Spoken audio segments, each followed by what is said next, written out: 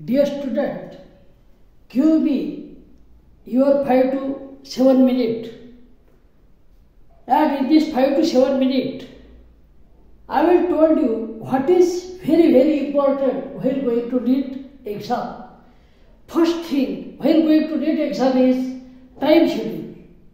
You must reach the examination center at 1.15 minutes. 1:15 तुम्ही examination सेंटरवर पोहोचायलाच पाहिजे. No entry after 1:30. 1:30 तुम्हाला हॉलमध्ये एंट्री मिळणार नाही, एक्झामिनेशन सेंटरमध्ये एंट्री मिळणार नाही. त्या लोकांशी उज्जत घालून फायदा नाही. आणि म्हणूनच कोणत्याही हालतमध्ये लवकरात लवकर एक्झामिनेशन सेंटर आपण गाठायला पाहिजे, हे लक्षात घ्या. तुमचं कोणतंच कारण त्यानंतर विचारात घेतलं जात नाही. 1:30 तुम्हाला एक्झामिनेशन सेंटरमध्ये पोहोचायचंच आहे. आता 1:30 जर गेले तुम्ही तर 25 होईल, म्हणून 1 वाजताच पोहोचायचं, हे लक्षात घ्या. त्यानंतर 1.45 तुम्हाला बुकलेट दिलं जाईल, ज्यावर तुम्हाला नाव, तुमचा रोल नंबर वगैरे जो आहे तो वयोमान शीटवर भरावं लागेल, त्या बुकलेटवर भरावं लागेल.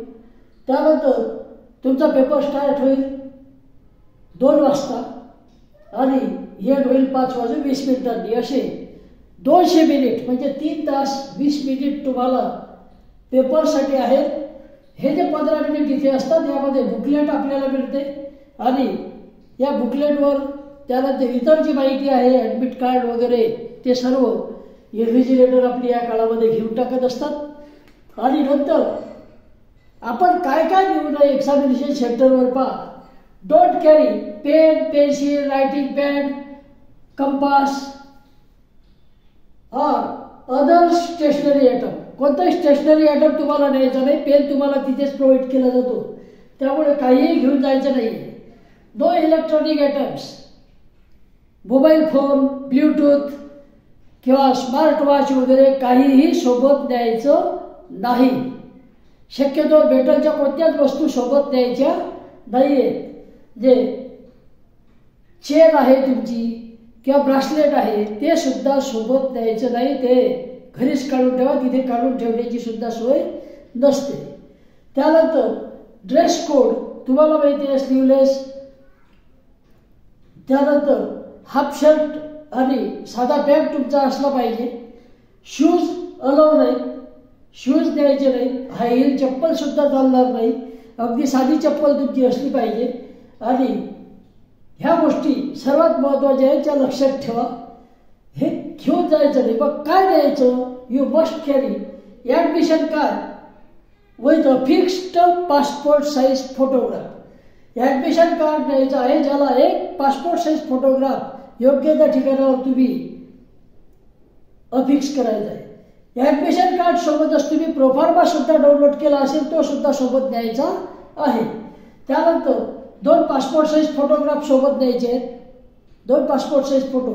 अर्थात हे फोटो कोणते आणि ह्या ॲडमिशन कार्डला सुद्धा कोणता जोडायचा, तर जो तुम्ही अपलोड केला होता एक्झामिनेशनचा फॉर्म भरताना त्याच्याच कॉपी तुमच्याजवळ काही शिल्लक आहेत, त्यामधलीच कॉपी तुम्ही सोबत न्यायची आणि या ॲडमिशन कार्डला सुद्धा फिक्स करायची. नंतर एक पोस्टकार्ड साईज फोटोग्राफ 4x6चा काढलेला नसेल तर आता वेळ आहे, काढून घ्या. एक पोस्टकार्ड साईज फोटोग्राफ सुद्धा तुम्हाला सोबत न्यायचा आहे. हा पोस्टकार्ड साईज फोटोग्राफ तुमच्याकडून इन्व्हिजिलेटर घेतील आणि त्या प्रोफाइलवर वगैरे ते लावतील एक्झाम सुरू झाले होते तेव्हा. त्यानंतर फोटो ID प्रूफ तुम्हाला न्यायचं आहे. फोटो ID प्रूफ सुद्धा आवश्यक आहे आणि ओरिजिनल सोबत न्यायचं आहे. सर्वांकडे आधार कार्ड घेऊन जायचं किंवा पासपोर्ट असेल, पासपोर्ट नाही, त्या फोटो ID प्रूफ सुद्धा मस्ट आहे. ह्या 4 गोष्टी ज्या आहेत त्या विसरायच्या नाहीत. ह्या सेंटरवर तुम्ही घेऊन गेलेच पाहिजे, वेळेवर गडबड व्हायला नको. तेव्हा ह्या गोष्टी लक्षात ठेवा. Admission card with a fixed photograph, passport size photo, 2 passport size photo, 1 postcard size photo 4x6 inch, photo ID proof, that is Aadhaar card और पासपोर्ट एक्सेट्रा, हे तुम्हाला सोबत न्यायचं आहे. आता परीक्षा हॉलमध्ये एंट्री केल्यानंतर किंवा सेंटरला जर एंट्री केल्यानंतर बी युअर सेल्फ. कोणाशी गप्पा मारत बसू नका, कोणताही वाद करू नका आणि शांततेनं तुमच्यापुरते तुम्ही राहा. बी युअर सेल्फ आणि मन प्रसन्न ठेवण्याचा प्रयत्न करा. दुसरं एक महत्त्वाचं, काही लोकांना सवय असते की सांग या प्रश्नाचं उत्तर काय आहे. कोणता तरी प्रश्न काढतात आपला, त्याचं विचारतात, सांग याचा अभ्यास झाला म्हणतं ना. सो अशा लोकांना क्वेश्चन विचारण्यापासून परावृत्त करा, त्यांना अलाव करू नका आजपासूनच. याचं कारण असं की त्यांचा अभ्यास वेगळा झालेला असतो, तुमच्या डोक्यात वेगळे असतात सुरू विचार, वेगवेगळे तुमचं मनन सुरू असते किंवा रिव्हिजन सुरू असते आणि नेमका त्यांनी विचारला तोच तुम्हाला आला नाही तर तुमचा कॉन्फिडन्स कमी होऊ शकतो. आणि म्हणून प्रश्न विचारणारे जे लोक आहेत की याचं उत्तर सांग, त्याचं सांग, अभ्यास झाला की नाही पाहतो, यांच्यापासून दूर राहा. हे सर्वात महत्त्वाचं. त्यानंतर पेपर हातामध्ये आल्यानंतर, बुकलेट हातामध्ये आल्यानंतर तो हातामध्ये घ्या आणि 2-3 दीर्घ असे श्वास सोडा. दीर्घ श्वास सोडा. श्वास घ्या, दीर्घ श्वास घ्या, आतमध्ये घ्या पेपर हातामध्ये आल्यानंतर आणि अगदी हळू श्वास सोडा. 2-3 वेळा दीर्घ श्वास घ्या आणि सोडा. ज्यामुळे मी अगोदर दीर्घ श्वास सोडा म्हटलं, दीर्घ श्वास घ्या आणि हळूहळू श्वास सोडा. तेव्हा असं केल्यामुळे तुमचा विश्वास जो आहे तो आत्मविश्वास वाढेल आणि काही लोकांना जी हृदयाची धडधड वगैरे होती ती होणार नाही. तुमचं मन नक्कीच शांत होईल, हे लक्षात घ्या.